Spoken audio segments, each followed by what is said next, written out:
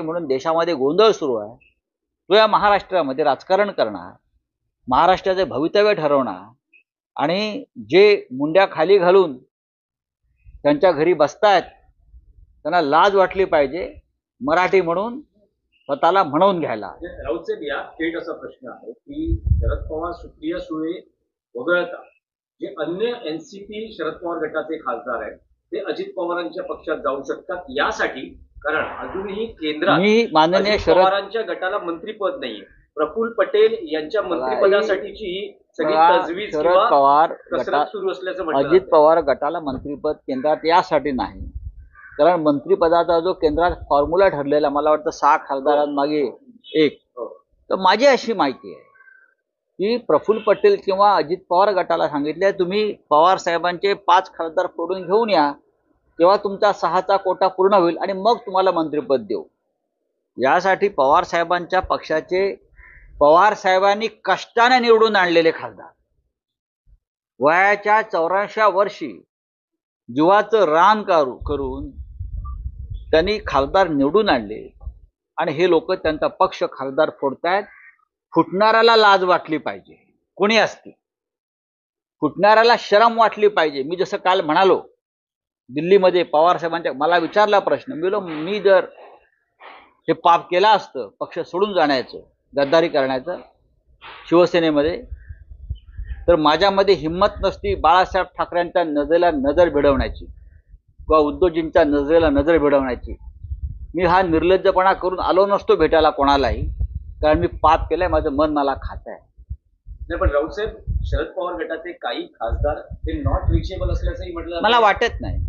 काल सगळे खासदार मी पवार साहेबांच्या बंगल्यावर पाहिले, मी स्वतः पाहिले.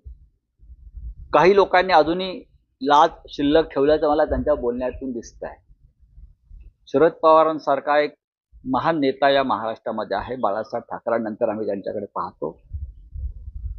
जे कोणी असा विचार करत असतील तर ते पवार साहेबांशी बेईमानी करत नसून ते महाराष्ट्राशी बेईमानी करतात असं मी समजतो. नाही, मध्यस्थी करण्याचे प्रयत्न सुरू असेल आणि पक्ष फोडण्याचा प्रयत्न एकाच वेळेला सुरू असेल, ही दुधारी तलवार आहे. पण हे फार काळ टिकेल असं मला वाटत नाही, राहील असं मला वाटत नाही. प्रत्येक गोष्टीला एक अंत असतो.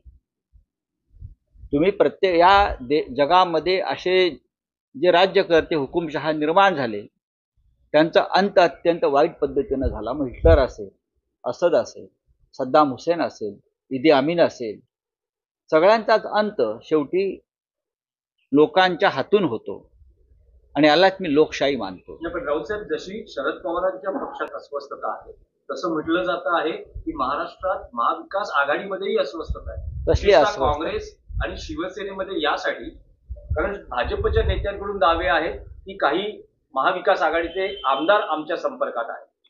बघा, त्यांच्याकडे सत्ता आहे, त्यांच्याकडे प्रचंड काळा पैसा आहे. पैसा नाही, काळा पैसा, ब्लॅक मनी, लुटलेला पैसा आहे.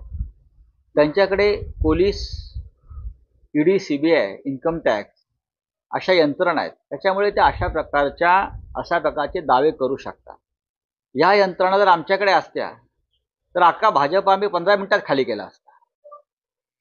काय, ह्या यंत्रणा जर आमच्या हातामध्ये असत्या ना, तर इतकंच कशाला, बॅलेट पेपरवर निवडणुका घेऊन दाखवा, निकालाची मतमोजणी सुरू होताच अर्धे भाजपवाले देश सोडून पळून गेलेले असतील, मोठे मोठे नेते. तर या गोष्टी आम्हाला सांगू नका. माझ्यासारखा माणूस आहे ना, कोणाच्या बापाला घाबरत नाही. आम्ही सगळं भोगून पक्षामध्ये तुरुंगवास भोगले, मारामाऱ्या केल्या, सगळं रक्त सांडलंय, रक्त पाहिलंय. आता आम्ही सभ्य झालेलो आहोत. जोपर्यंत सभ्य आहोत तोपर्यंत आम्ही सभ्यतेनं राहू. महाराष्ट्राच्या मुळावर याचा प्रयत्न कराल तर पुन्हा 105 हुतात्मे देण्याची तयारी फक्त उद्धव ठाकरे यांच्या नेतृत्वाखालच्या शिवसेनेमध्ये आहे. आणि त्या 105 हुतात्म्यातला पहिला हुतात्मा संजय राऊत असेल महाराष्ट्रासाठी. राऊत साहेब, महापालिकेच्या निवडणुका महाविकास आघाडी या एकत्रितपणे किंवा तुमचा पण तुमचा हट्ट काय आहे त्यासाठी? आतापर्यंत स्थानिक स्वराज्य संस्था या कधीही युती किंवा आघाडीमध्ये लढल्या गेल्या नाही. कधीच नाही. भारतीय जनता पक्ष शिवसेनाची युती असतानाही नाही, काँग्रेस राष्ट्रवादी काँग्रेसची आघाडी असतानाही नाही.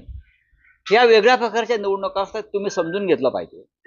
नगरपालिका, ग्रामपंचायती, जिल्हा परिषदा, महानगरपालिका या निवडणुका वेगळ्या आहेत. त्यांना स्वतंत्रपणे त्यांना लढायचं आहे, त्यांनी लढलं पाहिजे आणि आपापल्या कार्यकर्त्यांना बळ दिलं पाहिजे. हेच कार्यकर्त्यांचं बळ पुढे विधानसभा आणि लोकसभेला आघाडी आणि युती म्हणून उपयोगाला येतं. म्हणजे स्पष्ट असं समजायचं का की शिवसेना युबीटी मुंबई महापालिका आणि अन्य महापालिका निवडणुका, स्थानिक स्वराज्य संस्था आम्ही निवडणुका शिवबळावर लढणार? कोणताही निर्णय घेताना आम्ही 3 पक्ष एकत्र बसून निर्णय घेऊ. हे पण तुम्हाला मी सांगतो. आम्ही जो निर्णय घेऊ कोणताही, तो घेताना शिवसेना, माननीय उद्धव ठाकरे, राष्ट्रवादी काँग्रेस, माननीय शरद पवार साहेब आणि काँग्रेस 3 पक्ष एकत्र बसूनच आम्ही सगळे निर्णय घेऊ. चिंता नसावी. बोलिये. मंत्रिमंडळाचा विस्तार होतो आहे उद्या, पण अजूनही शिंदे शिवसेना, अजित पवार यांचा एनसीपी अस्वस्थता दिसते. खातं आपल्याकडे असावं, विशेषतः गृहमंत्रीपद. काही लोकांना मंत्रिमंडळ विस्ताराच्या दरम्यान हृदयविकाराचा झटका किंवा ब्रेन हॅमरेज झालं नाही म्हणजे कमावलं, ॲम्ब्युलन्स ठेवल्या पाहिजे. आसपास रुग्णवाहिका ठेवा, अनेकांना धक्के बसणार. शिंदे जात नाही, शिंदे नाराज आहेत असं म्हटलं जात आहे. बघा शिंदेच्या नाराजीला कोण विचारतं? शिंदे यांचा आनंद किंवा शिंदे यांची नाराजी हा विषय आता दिल्लीसाठी संपलेला आहे. हे सगळी कळसूत्री बावली आहे. अजित पवार असतील, शिंदे असतील, त्यांचे लोक असतील, हे गुलाम आहेत आणि गुलामानं बंडाची भाषा करायची नसते. हे डॉक्टर आंबेडकरांचं फार मोठं तत्वज्ञान आहे. गुलामानं आपल्या हक्कासाठी लढण्यासाठी बलिदानाची तयारी ठेवली पाहिजे. ती यांच्याकडे नाही. ये डरपोक लोग हैं. आप अभी पूछे क्या है? पारित कर दिया है लगातार इस पर जो है बात की जा रही थी, कि जल्दी से पारित किया जाएगा. और देखिए ये जल्दबाजी है. उस बारे में कोई ठीक से संशोधन या रिसर्च नहीं किया है. मोदी जी हमेशा अपने मन की बात बोलते हैं. जनता के मन में क्या है या जो अपोजिशन के लोग हैं उनके मन में क्या है उस बारे में कभी सोचते नहीं. ये एक संघ राज्य व्यवस्था है हमारे देश में. अलग अलग राज्य, अलग अलग भाषा, अलग अलग प्रथाएं, अलग अलग तरह का हवामान, सब कुछ बदल जाता है. आप एक देश में लोकसभा विधानसभा की जम्मू कश्मीर का चुनाव नहीं कर सकते.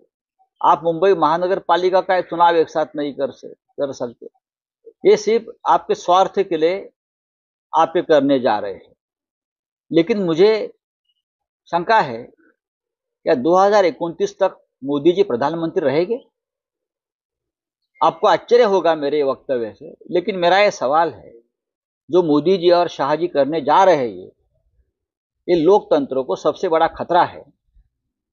लोगों की भावनाओं को ठेस है. आपकी सरकारें चाहे महाराष्ट्र में हो, चाहे दिल्ली में हो,